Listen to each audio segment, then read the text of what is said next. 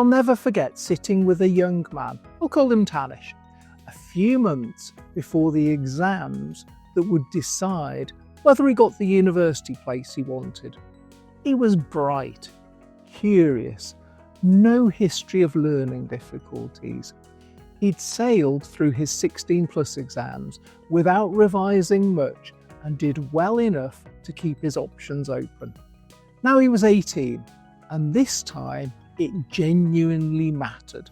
He leaned forward in the chair and said something that, once you've heard it, you start hearing everywhere. I sit at my desk, I open the book, and then something in me tightens. My chest goes rigid, my head goes blank. I feel pressure, like I'm about to do something dangerous. Not dramatic panic, not laziness, something quieter and more confusing. The more important it feels, he said, the harder it is to start. You recognise that, struggling to begin, even when you care, finding effort oddly threatening, or feeling worse when you try to be disciplined. In the PsycheVita approach, these aren't moral failures, and they're not character flaws. They're signals, messages from a nervous system that learned very early on that effort comes with a cost. You want a structured way to work with signals like that. PsycheVita is built for exactly that. Not to push you harder, but to help you build the foundations underneath effort. On psychevita.com and in the app, the focus is small, repeatable micro practices that grow psychological capacities over time.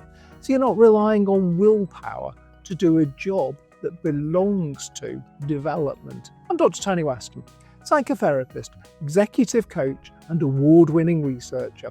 Over 2 decades, I've seen the same pattern show up in students, founders, clinicians, senior leaders, and in people labelled with burnout, OCD, anxiety, trauma, or procrastination. Over time, I stopped believing it was primarily diagnostic. It's often developmental. So in this video, I want to explore 3 things. First, why effort is supposed to feel neutral and what happens when it doesn't. Second, how regulation is learned developmentally, before thought, before choice. And third, how effort can become linked to danger procedurally, long before you ever decide anything. In a well-supported nervous system, effort is surprisingly ordinary. Trying doesn't feel heroic. Structure feels containing.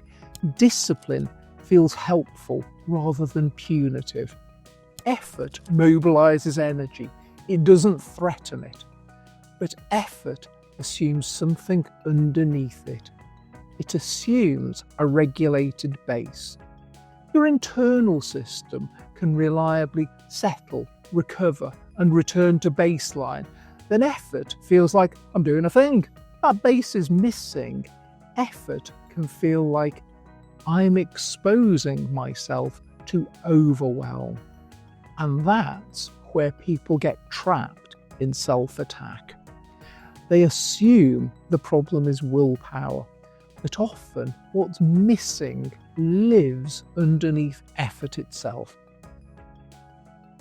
This is the key PsycheVita distinction. When effort feels dangerous, it's rarely a discipline problem at the top. It's a regulation problem at the base. To understand this, we have to go back, not to stories or memories, but to developmental conditions. Every baby's nervous system is unfinished. A baby can't calm itself the way an adult can. It can't make sense of what's happening. It can't regulate arousal alone. So early regulation is not the child's skill, it is the caregiver's responsibility. At first, regulation is external. An adult notices distress, comes close, absorbs some of it, modulates it, and brings the baby back down. Over time, as the child grows, regulation becomes shared, co-regulation. and only after thousands of repetitions does the child internalise that capacity as self-regulation. That's the developmental handover. When that handover is disrupted, not necessarily by dramatic events, but by patterns, 4 things commonly happen. First, failure of containment. Distress isn't reliably held by another person. There's no consistent sense of someone bigger can handle this with me. So effort becomes linked with aloneness. Trying means I'm on my own with overwhelm. Second, absence of attuned co-regulation. A caregiver may be physically present but emotionally unavailable, distracted, flooded, dissociated, harsh, frightened, or preoccupied. The child's arousal isn't met accurately, and the nervous system doesn't learn the most basic lesson. States can shift safely in relationship. Sometimes this is intergenerational. Parents weren't co-regulated themselves, so they didn't know it was their job. They weren't bad people, they were developmentally unequipped, and the child paid the cost. Third, premature self-regulation. This is the "you're fine" culture inside a home.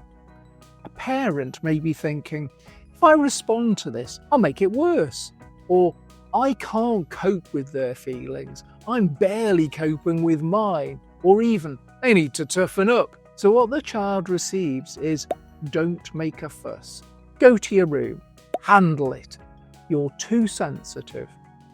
The child doesn't learn calm. They learn self-abandonment. They learn to leave themselves in distress because nobody is coming. Fourth, conditional safety. Calm is allowed only when compliant. Rest is permitted only after performance. Affection arrives when the child is convenient. This wires a brutal procedural rule. Safety comes with strings attached, and this is where the family fables appear. She was such a good baby, never cried. He was so independent, so easy, so mature for their age. Those weren't personality traits, they were adaptations. Often, good baby meant a baby who learned early that signalling needs didn't work. So they stopped signalling, they gave up. Here's the part most people miss. This learning happens before language, before conscious choice, before identity. It's procedural. Effort activates mobilisation in the body. Mobilisation rises as arousal. But if, early on, rising arousal wasn't met, wasn't contained, soothed, or helped to return to baseline, the nervous system learns a simple equation. Mobilisation equals danger. Need equals danger. Trying equals being alone with too much. So later, when adult life demands effort, studying, performing, speaking, leading, building a business, the body doesn't experience effort as neutral.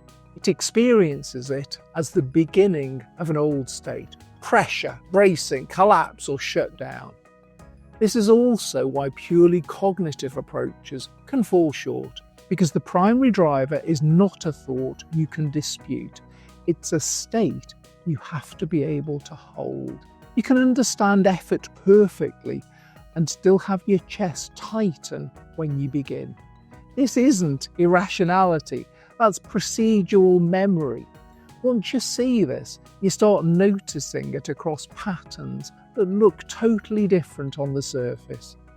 OCD can become regulation through thinking, trying to control internal chaos with certainty. Hyper-responsibility becomes safety through over-functioning. If I hold everything, nothing collapses.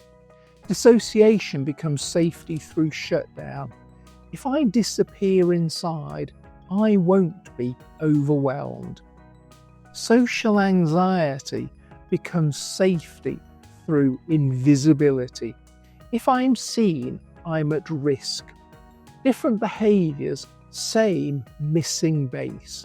And the missing base in PsycheVita terms is usually layer 1, self-regulation under stress, adaptive emotional processing, somatic attunement, recovery and decompression, and often sustainable energy management in the background, because exhaustion shrinks tolerance. If the acquisition of those skills are compromised, then effort isn't a neutral behaviour. Effort is exposure. So if effort feels dangerous, the task isn't push harder. Effort isn't the starting point. Discipline isn't the cure. Motivation isn't broken. The real work is to rebuild regulation first, so effort becomes safe to inhabit. And that's the quiet spine of PsycheVita.com. You're not asked to perform capacities your system cannot yet support. You're invited to restore access in the order development intended. That means beginning with the foundations: somatic attunement, stress regulation, emotional processing, recovery. Not because they're trendy nervous system language, but because without them, everything else becomes coercive. When your body learns mobilisation doesn't mean abandonment, effort becomes ordinary again. It stops being a threat. It becomes a tool. If effort feels threatening, it makes sense. Something important was missing, not in you, but around you. And what was missing can still be built. You're not resistant. You're responding to history. And history doesn't have to be destiny. If you want to go deeper, PsycheVita.com and the app are there as a structured way to build these foundations through small, repeatable practices, not as a pressure system, but as developmental repair.